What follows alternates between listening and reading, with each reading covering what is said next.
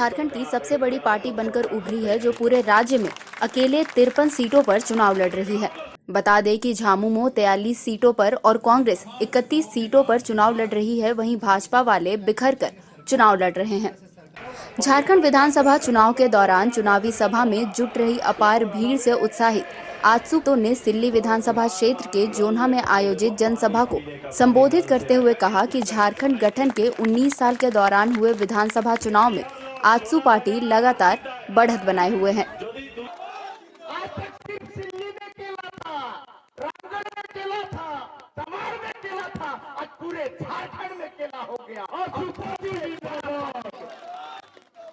हम लोग अभी 53 जगह पे लड़ रहे हैं। हेमंत सोरेन 43 जगह पे लड़ रहे हैं। वो छोटा हो गया।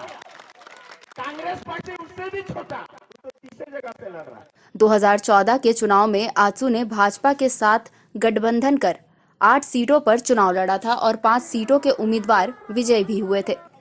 यानी आजसू का सक्सेस रेट 62% से भी ज्यादा है। आजसू का वोटिंग प्रतिशत भी हर चुनाव में बढ़ा है। झारखंड की 81 सीटों में से 26 ऐसी सीटें हैं जहां आजसू को वोट मिलता रहा है। हालांकि यह वोट शेयर बहुत ज्यादा प्रभावी नहीं रहा है। ये 26 सीट ऐसी है जहां पिछले 3 चुनावों में आजसू को औसतन 5% से ज्यादा वोट मिले हैं।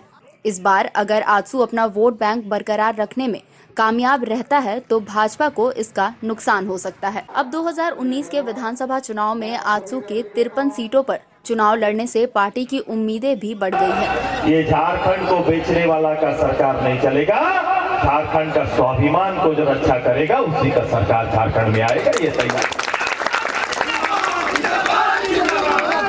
सामने वाला की नहीं दोम दोस्ती बात को रहते हुए रोज पेपर एक नेता देती दोस्ती हमारा दोस्ती कुश्ती मैदाने आई क्या दोस्ती रे कुश्ती मैदाने फैसला हटे दोस्ती नहीं होगा। और पहला कैबिनेट इस राज्य का सबसे पहले 73% आरक्षण सुदेश महतो तय करेगा। ये चुनावी सभा में सुदेश कुमार महतो को झारखंड का भावी मुख्यमंत्री बताया जाने लगा है। वहीं सुदेश महतो इस दौरान यह कहने से कहीं चूक नहीं रहे हैं कि सरकार को समर्थन देने के दिन गए, जरूरत पड़े तो हम सरकार बनाएंगे और समर्थन लेंगे। आजसू पार्टी के अकेले चुनावी मैदान में उतरने के बाद भाजपा, झामुमो, कांग्रेस समेत कई राजनीतिक दलों के कद्दावर नेता आजसू में शामिल हुए हैं और चुनाव लड़ रहे हैं।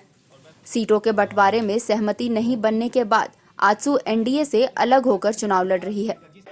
इस दौरान सुदेश कुमार महतो पूरे झारखंड में एक स्टार प्रचारक की तरह हर रोज 3 से 6 चुनावी सभा को संबोधित कर रहे हैं। आजसू पार्टी की चुनावी सभा में लोगों का हुजूम देखने को मिल रहा है।